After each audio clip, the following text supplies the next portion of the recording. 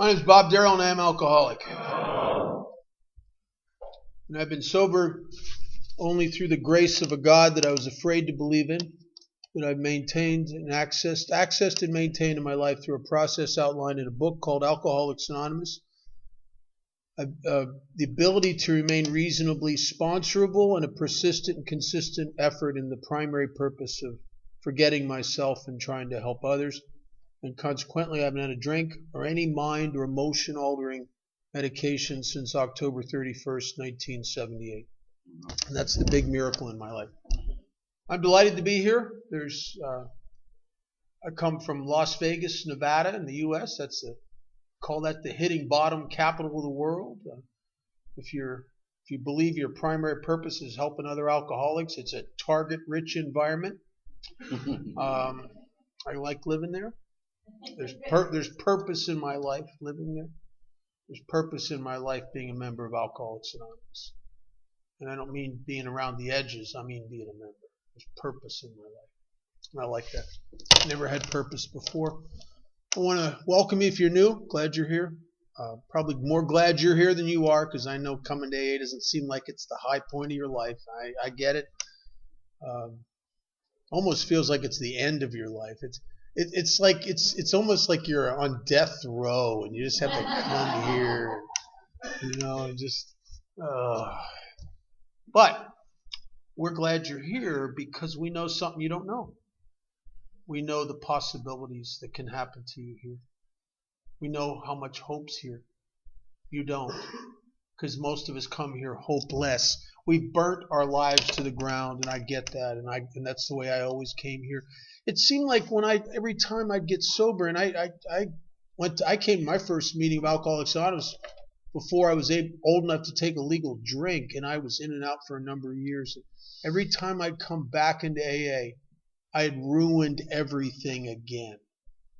And it's almost as if when I'm out there partying, it's like living in maybe a minivan or something like that, and you're just driving around partying, and every time a problem comes up, you're too busy partying, so you just throw it in the back of the van. You know what I mean? Court dates, taxes. Family, throw them in the back of it. Warrants, throw them in the back of it. Bills, throw the bills back there. And then when you get sober, it's like running the minivan into a brick wall, and in slow motion out of the back comes all this crap. And you end up in AA up to here, and people say things to you like, your problem's alcoholism. Yeah, but what about all this? And if you have a sponsor, and if you're surrendered, your sponsor will say, grab a shovel. Because we all dig our way out of the messes we make here, don't we? I think sometimes that's how our integrity is formed. Sometimes that's how it's our rite of passage here. We vest ourselves by our willingness to make right and rub. As my grand sponsor Chuck Chamberlain used to say, he'd rub his hands together. He said, we just spend our lives rubbing out the record with good works. And little did I know that by rubbing out the record, I would rub out my depressive tendencies. I would change the way I felt about myself. I would change the way I positioned myself in the world. I didn't even know that was happening. I didn't know that as I made it right with you, I was making it right with me. I didn't know that. I just knew that I'm sick and I'm dying. I just tried to commit suicide on my last run. I'm at the end of my rope. I know that the next time I'll probably get up. All I needed was a hair more courage to overcome my fear of screwing up, dying, and getting hurt, and I would do it because I was so close. I don't know why. Sometimes I wonder, why am I an alcoholic? My sister's not an alcoholic. Oh, she's really not an alcoholic. Some of you probably had the experience of watching. Did you ever watch a non-alcoholic drink? It's a phenomenon, man. I'm telling you. My sister will order a drink, and I swear to God, it takes her a half hour to drink it. I'm just looking at the ice melt. You know what I mean? It's like it's just Matter of fact, she'll forget she has a drink there. I don't. I know her drink's there. I remind her drink's there. You gonna drink that? You gonna drink that drink?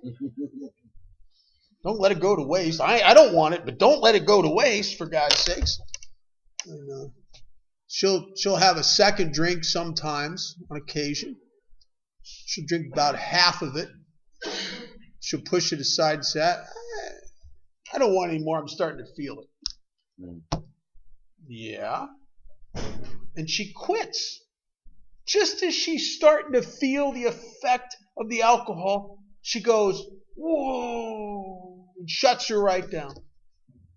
Oh my God, she's 3 inches from heaven, and she shuts her right down. It was unthinkable to her to go further, because she gets a feeling like she's losing control. When I take 1 or 2 drinks of alcohol and the effect of the alcohol hits me, something very different, and in the big scheme of things, abnormal happens to me. It only happens to alcoholics. Regardless of my drug of choice, when I drink alcohol, the effect of it hits me and I break out in an irresistible yearning for more. More of what? What do you got? What can I get? Just more. They say treatment centers used to screw me up because they'd say things like, well, as implying that the problem was in my drug of choice. So what's your drug of choice? What do you got? I don't know. I mean, I drank vanilla extract a couple times. I mean, I would go through your medicine cabinet if I couldn't get nothing else. I mean, what they should have asked me is the definitive question that makes me a member of Alcoholics Anonymous. When I drink alcohol, do I break out in an irresistible yearning for more? Or am I capable of having 2 strong drinks regularly and being satisfied and not have to go buy drugs or nothing? Just 2 drinks. Oh, I'm good now. Just go home. See, I can't do that. I fancied I could, and I used to try to do that. And did you ever notice when you try to do that, I'd be in trouble. Oh my God, I'd be in so much trouble. Because every time I start drinking, it's all bets are off. Next thing I know, I'm throwing drugs in the mix. It's all bad. It gets bad quick for me.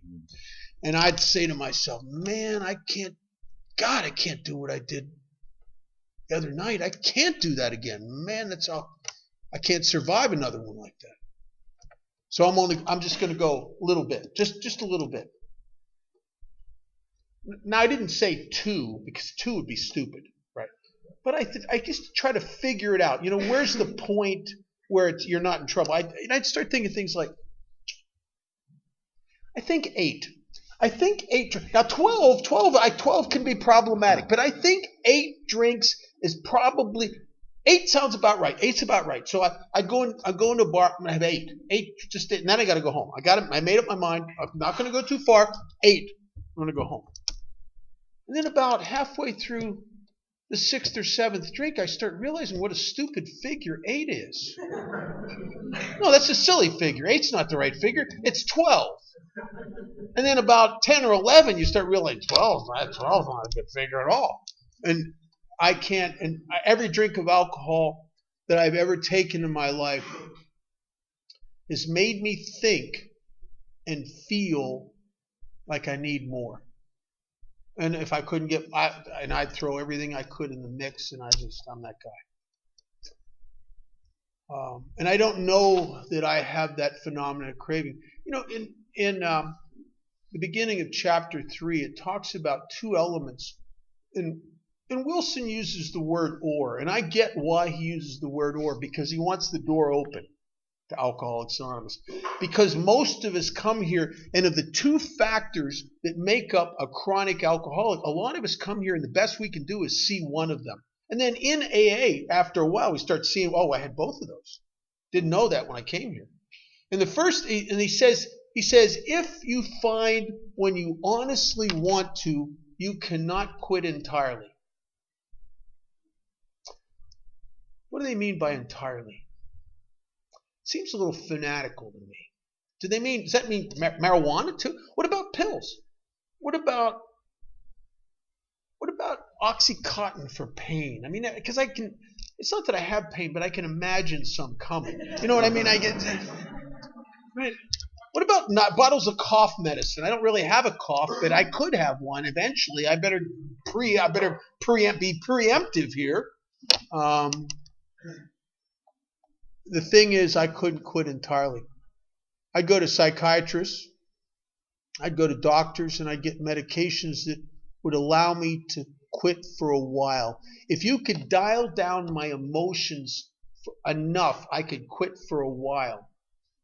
But eventually, whatever I was doing is not enough. Just like no matter what just like drinking ain't enough, nothing's enough. And if you give me, I would switch from one substance to another often. My sponsor says it's like changing deck chairs on the Titanic. You're still going down. And every time I'd switch to something else, I'd get a little hope. Okay. Got a little relief here. Maybe that's enough. Maybe now I don't have to do all that crazy stuff and burn my life to the ground. And you know what happens to me inevitably? You give me a little bit of relief. Eventually, a little bit of relief isn't enough for me. Because I need more. And I eventually go on a full-blown run, and I have no idea it's alcoholism. I have no idea. See, in the second thing, it says, if you can't quit entirely, or if when drinking you have little control over the amount you take. I have had that physical allergy and that phenomenon of craving alcohol all my life. I was in my first meeting of Alcoholics Anonymous. I was sent to it. I didn't want to go to it. I was a young kid. I wasn't old enough to take a drink. And I was in a treatment program that treated heroin addiction exclusively. And out of 40-some people, probably 40 guys, there were only 2 people that were singled out and made to go to an A meeting. I thought, this is a bunch of bunk, man. I am not an alcoholic. And you could have put me on a lie detector and asked me, are you any way, Bob, you could possibly be an alcoholic? And I would have said, absolutely not. And I bet you it would have said I was telling the truth. But I had alcoholism. And alcoholism doesn't care what other substances you do. Alcoholism doesn't even care if you don't believe you got it. Neither does diabetes. If you don't want to believe you're a diabetic, you will suffer and the consequences. And if you don't believe you're an alcoholic and go seek recovery, you're going to suffer and I was an alcoholic. And the reason the guy who sent me knew I was an alcoholic, and I don't know I'm an alcoholic, is he's seen me drink. He saw me at a party when I started drinking rum and coke and how I couldn't stop. And I don't just get drunk. I go to drunk. I mean, I just get stupid drunk because I have no off switch when I start. Now, even though I would have told you my problem's not alcohol, my problem's heroin, he saw the alcoholism in me. And I didn't, when it says in the beginning of chapter 3 that most of us have been unwilling to admit we were real alcoholics, man, that is so true for me and so many of us. I do not want to be an alcoholic. I had family members that were alcoholics, and they were pathetic, and I hated them, and I don't want to be like them. But that didn't change nothing. I'd rather be anything than an alcoholic. I'm willing to be a drug addict. There's a little panache in drug addiction. There are rock stars that are drug addicts, for God's sakes. Oh, yeah, I'll be that. I'll sign up for that. I'll be a mental health case, because if you're a mental health case, you get pills and sympathy. I'm on that. That's good for me. I like both of those. But I don't want to be an alcoholic because that's squirmy. And it didn't change anything.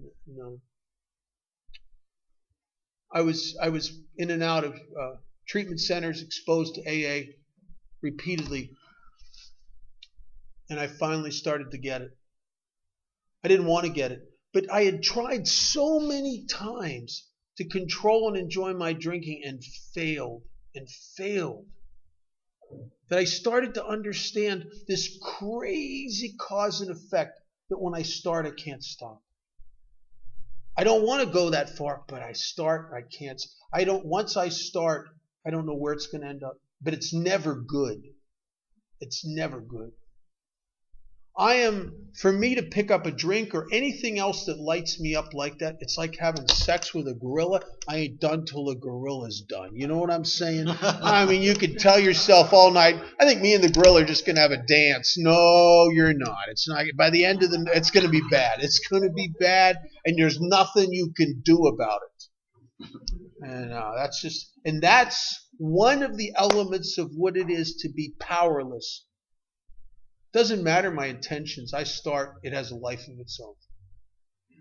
But there's another aspect to this disease, and I'll tell you, this almost killed me. And those of you in this room that die from this disease that will relapse yourself to death, this will probably be what's behind it. And you can't see it. It's a hideous thing. You see, every time I get sober with great intentions. Because I'm not stupid. I get it. I get it that I'm burning my life to the ground. I get it that I live a pathetic existence sleeping on people's couches. I don't have a residence. My name's not on a lease anywhere anymore. And I came from a family that was very well off, and I was accepted to Ivy League colleges. I was the kid of opportunity, and I burn it all to the ground. And I get it. And so I would swear, I get that I can't take the first drink.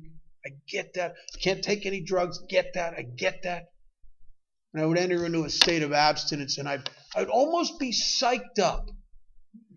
You know, there's a little passage in the book that talks about guys like me that they're all front, no back.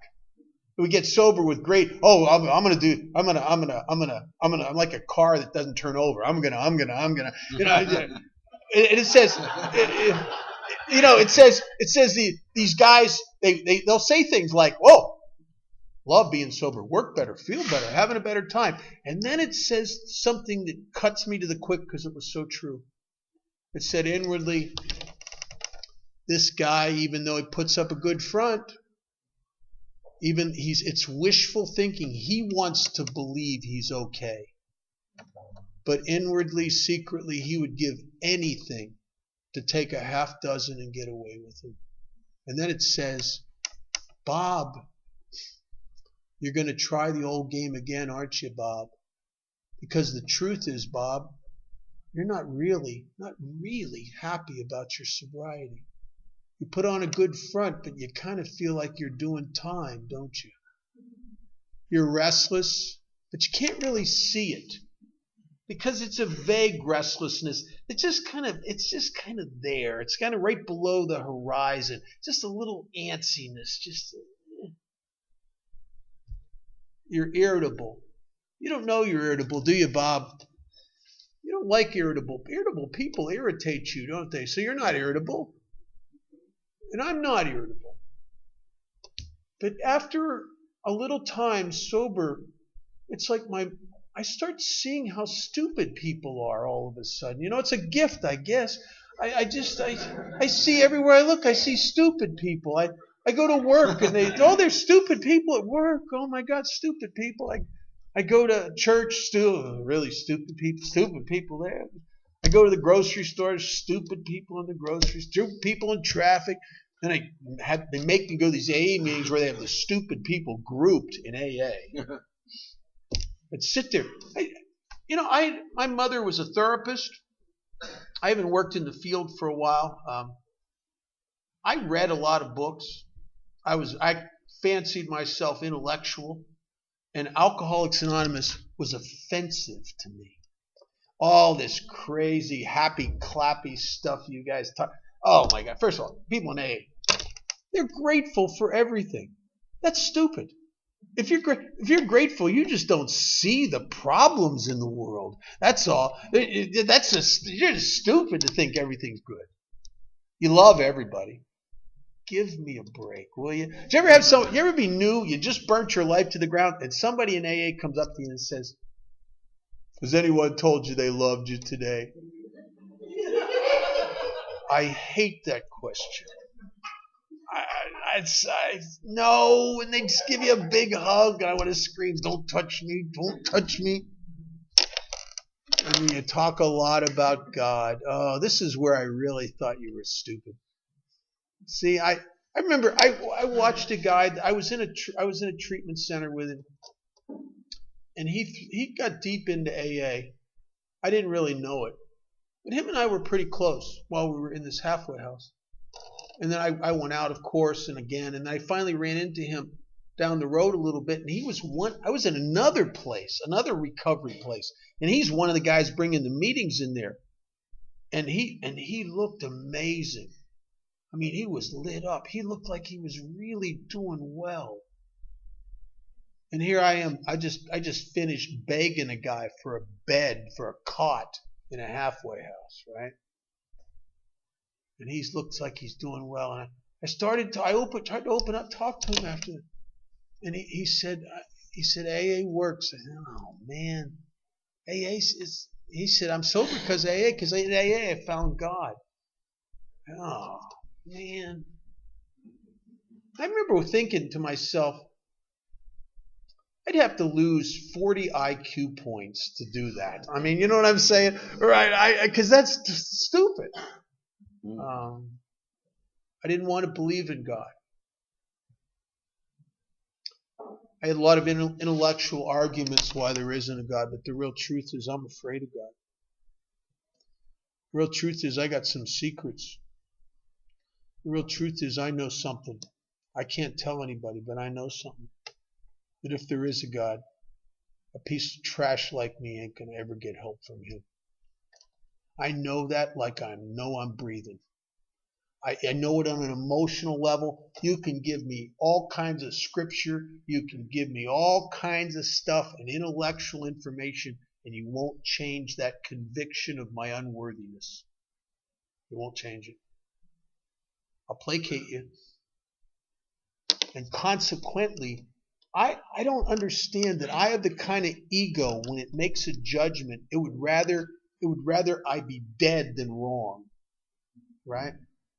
And I won't come off the judgment. The judgment that God, if there is a God, I won't come off that. And so I threw it out. And what happened to me is in 1978, I tried to kill myself. I was in late stage alcoholism is really horrible. Because what happens, and you don't know why it's happened. The years when it was a lot of fun, you burn them out. And you've wrung all the fun out of it, all the ease and comfort. You're not the life of the party anymore. I became a pathetic guy. I became the guy who drank and sometimes cried and was so full of depression and self-pity. I became the guy who drank and felt so horridly lonely. And yet it's a weird kind of loneliness. It's a loneliness that friendships and people don't solve. It's as if there's some hideous, invisible, and impenetrable barrier between me and life itself. And I can't get through the barrier. And I used to get through it. 5 shots of tequila used to set me free, and I could come out and play, and it was spectacular. But now I drink in this loneliness. And I don't understand, because that's why the last few years I didn't like to go to bars, because bars would make me feel bad, depressed in bars. Because in bars, there's people where alcohol's still working for them. And they're lit up, and they're rocking and rolling, and they're laughing, and they're talking to members of the opposite sex, and it's working for them, and they're connected. And then there's me.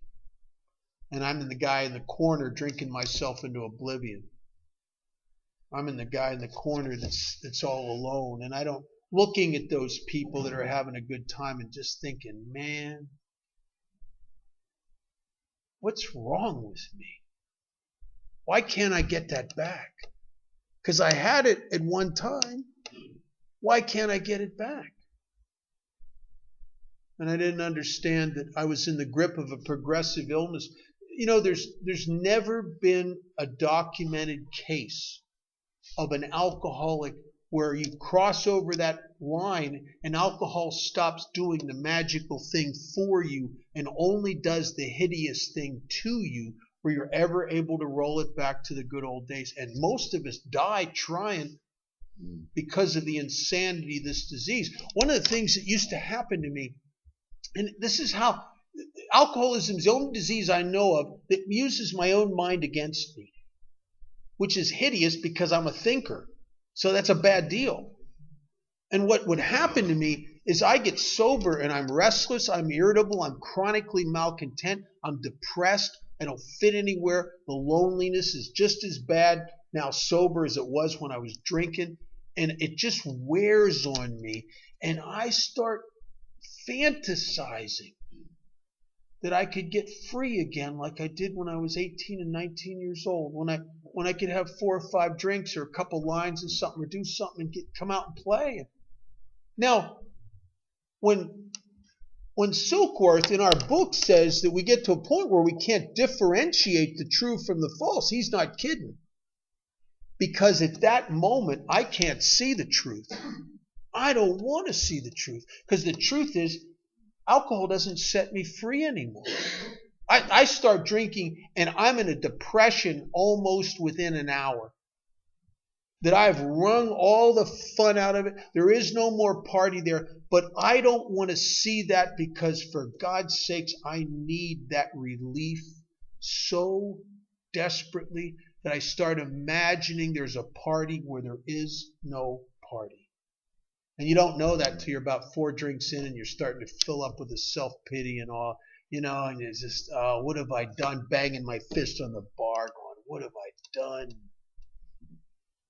And now I can't stop. I burn my life to the ground again. And I get back into a state of abstinence, and I'm never going to touch that again. And the whole cycle just starts again. And the end result of about a half dozen years of relapsing, a half dozen years of burning this thing to the ground as I try to take my own life. My sponsor talks about getting to a place where there's no friendly direction. And that's more than people. I think there's not even any friendly direction or hope in the bag or the bottle anymore. You start to get the bitter, unpalatable truth that this party is over, period. I can do drugs and drink until it kills me. But what I cannot do is I can't get ease and comfort, I can't get release, and I can't get free again. My God, I don't want to accept that. Because I got a big secret. The big secret is, if that's true and there's no relief anywhere, what am I going to do? Live with me? The way I feel? The way I'm emotionally structured? The way my head gets on me? Are you kidding me? I remember sitting in meetings, and to me, Alcoholics Anonymous looked like it had good news and bad news. The good news is that maybe if I went to thousands of these stupid meetings, I'd stay sober the rest of my life. And the bad news, I might live a long time. I couldn't imagine, right? Because abstinence is like doing time. Jesus. And so I get into this trap I can't spring, where drinking and doing drugs has become horrible, and abstinence becomes horrible. And I am not a suicidal guy by nature. I'm just a guy who's out of options. And I want to make this cycle of spree and remorse stop. And I don't know what else to do, so I start thinking about offing myself. I couldn't do it. And I ended up in Alcoholics Anonymous in Las Vegas, Nevada. I was running from the law, hitchhiking cross country. And I ended up in this detox in Vegas, in my last detox. And something had happened to me. I often wonder, I heard Chuck Chamberlain say that he was surrendered by the bottle. And I think that's exactly what's happened to me. I think it broke me, and it broke my spirit like one of those wild horses that you take into a corral and you work on it until you break its spirit. And it broke my spirit. And it crushed my self-reliance. And I was at the end of my rope, and I sat in those meetings in that detox, and I listened to a man who came in there twice a week who was a doer. He was a solid member of Alcoholics Anonymous. He was really an amazing servant. And he came in there and I heard him and I identified, I listened to him, and for the first time I was able to listen. And I remember like it was yesterday sitting there and I'm nodding my head. And I'm thinking, my God, I'm like this guy. And I've been watching him. He came in there twice a week and I was in that place about 30 days. And he looked like he was doing really well. I mean, he had a lot of friends. He laughed a lot. I remember watching him in the hall right outside the meeting with a couple of his buddies, and they're laughing and carrying on. They just came. They all took a trip together to the island of Maui in Hawaii, and they were talking about what a great time they had. And I'm thinking, this guy looks like he's having a better time sober than I had when alcohol and drugs really worked. And I dared to hope, is it possible that what happened to him, because something happened to him, is it possible that what happened to him could happen to me? I'll tell you, I was afraid to believe it, because I don't have any self-worth. I don't have any entitlement here. I'm afraid to even hope, because everything I'd ever hoped for had been crushed. I'm afraid to hope. But I got nowhere to go, and I went up to this man. I was scared. I was shaking inside, and I asked him, I said, would you sponsor me? And then I was afraid he was going to say no, and so I threw in, I said, if you will, I'll do everything you want me to do. And he said yes, and little did I know there's a lot of things they want you to do. I mean, I didn't realize, and none of them seemed like a good idea. You know what I'm saying? Like, they wanted me to make amends. They wanted me to turn myself in and offer to go to prison. They wanted crazy stuff. I mean, to go to at least the one meeting a day. They want me to pray. I told them, I said, I don't know. I don't really believe in God. I'd feel like a hypocrite if I prayed. They said, you've been a hypocrite all your life. Just do it. The amazing thing is that I followed his directions, even though some of them scared me to death. The turning myself into the courts and offering to go back and do the 2 years terrified me.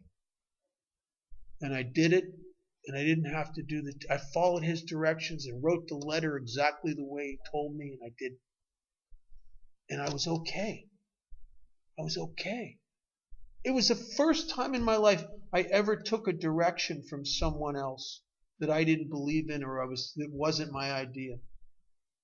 And little did I know that I was repositioning in my life as if someone who had surrendered. And if you ever see surrender, depicted in a war movie, I mean, what do you see? You see a guy who's about going to be killed. And he realizes it. So what's he do? He throws down all his means to defend himself. Knives, guns, hand grenades, whatever. Until he's rendered himself vulnerable and defenseless, and he sits there and he waits for somebody to tell him what to do. And that's what that's exact. I didn't know I was surrendered. I just thought I felt bad and I was scared. But I started following your directions. And when I got sober in 1978, we didn't have the big book consciousness that we have in AA today around the world. And I watched it develop. What they had in those days, they didn't have the techniques and the methodology of the steps. They had the spirit of it. And I sometimes think that's better. They understood altruism. They understood self-sacrifice. They understood making things right, clearing up your mess. They understood the importance of God. They understood how to be a good AA member. And they would tell me things like I would have never thought of. Like go early. Keep your mouth shut during the meeting. Listen. Pay attention. Other people newer than you are watching you, Bob. Everything you do is an example of how people should do AA. Be aware of that. Don't be so selfish. Come early. Stay late. Be a good example. When I got my first $100 car, they said, now you got a car, you got to find some newcomers to throw up in it. It ain't yours until somebody throws up in it. And they had me going to the halfway house and picking up people and bringing them to the meetings. My first sponsor was so big on 12-step work and service. He'd done he'd been involved in everything in AA, and he got the importance of that stuff. And so he started pushing me on 12-step work, help people. He wanted me to take meetings back into the detox where he found me, and he wanted me to be one of those guys. He wanted me to sign up on the 12-step list to go out on 12-step calls with some old timer. He wanted me to sign up for the state penitentiary. He wanted me to go over to Reality House and Samaritan House, go take meetings in those places. Look for people to help. God, it was just, talk about inconvenient stuff. Man, oh my God. It was like, I made the commitment to do whatever he said, but from time to time I wanted to educate him, because I think he's missing the mark here. So I said to him, I understand what you're saying, but for God's sakes, don't you think I should work on me for a while? And he reared back and he said, work on you. You've done quite enough of that. Stop it. When he said that, I thought, oh my God, I was in Gestalt therapy, rational emotive therapy, transactional analysis. I primal screamed. I was hypnotized. I was with Albert Ellis. I was with so many amazing psychiatrists. I'd spent my whole focus and obsession was fixing me. I drank to fix me. I took drugs and medications to fix me. If I could have been fixed, I think I would have been fixed by now. And when he said, stop it, go help people, I thought, well, what do I got to lose? There's a song that was popular then, written by Chris Christopherson. I'm a songwriter, so I know who writes stuff. And it was recorded, made popular by Janis Joplin. And the song was Bobby McGee. And there's a line in there, it says, freedom's just another word for nothing left to lose. See, I didn't have any defense against his directions. I just said yes. And so I started throwing myself into service in Alcoholics Anonymous, and I discovered what Wilson meant when he said that nothing so much ensures immunity from drinking as intensive work with other alcoholics. It works where all other activities fail. And so for the last 36 years and a little over 8 months, I had 2 commitments every week. Some weeks I've done more than that, but I try to keep it at least 2 in some kind of place of recuperation or jail. And I'll tell you, you know why I go to those places? I go to those places for the same reason that the famous bank robber Willie Sutton said he robbed banks. He said, well, because that's where the money is. I go to detox because that's where the money is. See, I know something. I didn't know this for a long time here. I know that that's my medicine. It's funny, I had things so backwards. I came to Alcoholics Anonymous believing from my experience that you were all the problem and I somehow was the answer. And I had it backwards. I am the problem and you are the answer. And I never got it until I started taking the actions and reaping the results of those actions. By the time I came to Alcoholics Anonymous, I'd been diagnosed by 2 doctors, psychiatrists, as clinically depressed and put on various medications for that and various treatments, and none of it really helped me. And they help you a little bit. For a little while, get a little hope, a little relief, and then eventually I'm back to being me again. And that ain't no good. And I didn't know what was wrong with me. And I'm just like Bill Wilson. And just like my sponsor, who's got coming up on 57 years. Left alone, I just seem to implode into myself. Because I'm a thinker. I'm not a doer. Alcoholics Anonymous is full of doers. I don't want to be a doer. I want to be a thinker. And you tried to say, stop it, and do. And you got me involved in action. And what happens to me is, as I'm trying to help you, I'm not focused on me. Because I'm a guy, you leave me alone, and not so much today, but when I was new, I went to 2-3 meetings a day because I didn't want to be by myself. Because left by myself, I start pondering my life. And I don't know about you, I've never pondered my life and spiraled upward. I always ponder my life into the abyss. I mean, just sit there and. Do you ever sit there? Do you ever just decide, I need to check my future? It never looks good. I only see problems. And so I discovered that, like Wilson, the solution, he called it a design for living that works in tough going. Bill tells the story many, many times in our literature of how he would be sinking into a depression and out of desperation he'd go down to Towns Hospital. And he'd spend 2 hours with some guy who's sick and pathetic. And he says, I'd be miraculously uplifted and set on my feet. And that was my experience also. You know, when it's that part that he read at the beginning of the meeting is such an important part to me. I was sober a while before I really understood what that meant. That selfishness and self-centeredness is the root of my trouble. I almost died because I was too selfish. And what selfish people do is anything they want to do. Selfish people do not inconvenience themselves. Selfish people do not do anything they don't feel like doing. Selfish people are selfish people. And I was a selfish guy, and it just about killed me because I couldn't join. I was too selfish for Alcoholics Anonymous. I'm too selfish for an altruistic fellowship because you're all givers, and then there's me. I'm a taker. You know, I would go to meetings to eat your donuts and drink your coffee and chase your girls, but I'm not going to do nothing that there's no payoff for me because I'm selfish. It almost killed me. It wasn't until I started taking these actions that my sponsor wanted me to take that my life started to change. And it's changed and changed. It's odd, you know. I'm still very self-centered by nature, and yet, for the most part, I live an other-centered life.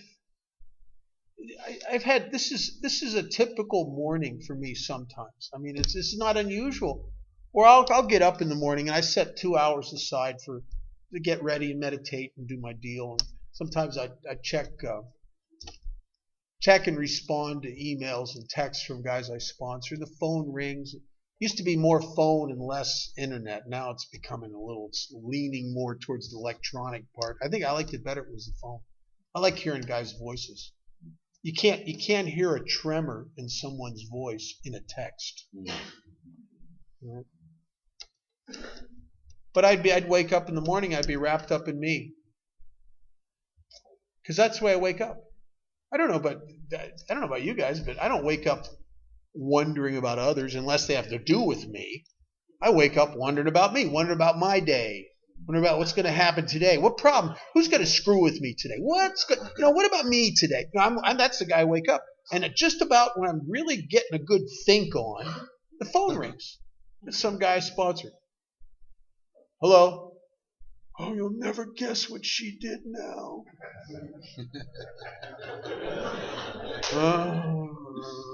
All right. I get him kind of squared away here. I want you to go down to the detox. I want you to talk to Frank. And I want you to, okay. Call me this afternoon. All right. Okay, good. Now I can think about me. The phone rings again. Some other knucklehead's on there. Right? And you started to save Bob from Bob. And I never knew how powerful this is. I think, there's an old saying in AA that we can't keep it until we give it away. I only think that's partially true. I think what's even more true, I don't think you get it until you give it away. Because God works in the lives of the helpers. He works in the lives of his servants. And I tell you something, if you're not trying to help other people, I think you're shortchanging. I think you're tying God's hands. Because God will save you from yourself with those people. in my 11th year of sobriety. I went through one of the toughest times I ever did. And what was saving me is I sponsored a lot of people. I had a lot of commitments. And one of the hardest things at that time is I went through this divorce, and I found out that the day after the divorce was final, I found out that one of my sponsees, one of my best friends, had been sleeping with my wife the last year of my marriage. And my daughter of 2 years old, my 2-year-old daughter, who I absolutely loved, I was in the delivery room. I cut her umbilical cord, gave her her first bath. She cried her first tears in my arms. She stole my heart. My daughter took my heart. And my ex-wife of 12 hours moved in with my best friend. And after a while, it hurt like hell. And after a while, I missed my daughter, man. I understand the meaning of the word heartache. I missed my daughter. And yet I'm afraid to go over there because of the emotions and the resentment and all. But I missed my daughter enough to be willing to walk through that. And I made an appointment because I had the right to see my daughter. I just didn't know if I had the ability. And I made an appointment. I went over there. And I remember driving up to where they're living together. And I got a knot in the pit of my stomach. I parked right out front, went up to the door, rang the doorbell, and him and her answer the door. The frickin' happy couple answers the door. Right? I'm here to get Kate. They call Kate. Kate comes running out. She's about 2 years old, cutest little thing you ever saw. I took her by the hand. We went out to spend the whole day together. We went to just this horrid pizza place called Chuck E. Cheese. Oh God, the worst pizza you ever. But for about $80, you can win a 10-cent ring with their games there. It's just brutal. And then we went to a ranch that some friends of mine that in show business owned, and a good friend of mine had several horses there. So we got to. My daughter was very excited. She loves animals. She got to play with a lot of animals, feed some animals. And the one thing that she was very excited about is they had these little Shetland ponies, and she was going to be able to ride one of the ponies in the corral. And it was a little scary to her. We had to kind of walk with her, hold her on. But she loved it. We're done with the pony, and the guy took it back, and we're sitting at a picnic table next to the corral, and my daughter is thirsty. So I said to the woman that was there, I said, would you just stay here with Kate for a little bit? I'm going to go across to the stables. There's a soda machine, get some cans of soda pop, and I'll come back. And I went and did that, and I'm coming back across the yard. And as I'm getting close, I heard the woman say to my daughter, hey, Katie, here comes your dad. And Katie looks at me, looks at the woman and said, that's not my daddy. Craig's my daddy. Felt like somebody stuck a knife up in me, man. I'll tell you. Do you know how we learn that stuff on the streets, of how to push that stuff down, how to harden up? I know how to do that. I've done it. Made it a lifestyle for me. Not let anybody see. Put a smile on my face. Spent the rest of the day with my daughter. Took her home that evening. And I pulled up out front, took her by the hand, walked her up to the front door, rang the doorbell, and a frickin' happy couple answers the door. And she jumps into his arms. And I turn around as they wave goodbye, and I went back to my car, and I got in my car, and I drove about a block away, and I pulled over to the side of the road. I couldn't drive, and I'm sobbing. And I'm talking to God at the same time. And I'm saying to God, I love my daughter, but I can't do this. This hurts too much. I'm not big enough for this. And I made the decision to not see my daughter again. It was breaking my heart. And I look at the clock on the dashboard, and I promised this stupid new guy I was pick him up and take him to a step study, and I don't want to pick him up. I need to go home and think, for God's sakes. Jesus. But you guys have brainwashed me. Do what you say you're going to do. Show up where you say you're going to show up. That's your integrity, Bob. Crap. I race across town, this knucklehead standing there in front of the AA club. I say, come on, get in the car. We start going across town to go to this step study I told him about. And he's in the car, and he starts to tell me about how he'd been denied by the courts one more time to see his kids. And I'm looking at him as he's crying, telling me that. And I feel his pain. And I realize there's only one person that's standing between me and seeing my daughter, and that's me. And I'm looking at him, and I thought to myself, I'll go get her again next week. And then the week after that. And the week after that. And he and her got married, and then the marriage fell apart. And by this time, it got through the steps. I'm sponsoring him again. And I'm actually trying to help him save his marriage to my ex-wife, which is very bizarre.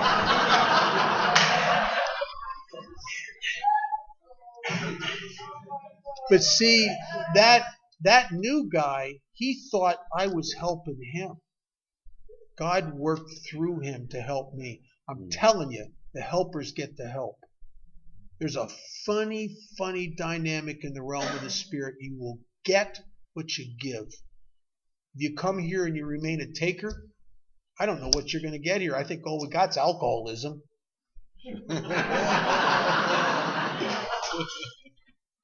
You're already self-centered enough. You don't have to feed that dog. Come here and surrender and become a giver. Come here and realize that under the first tradition, you must come last.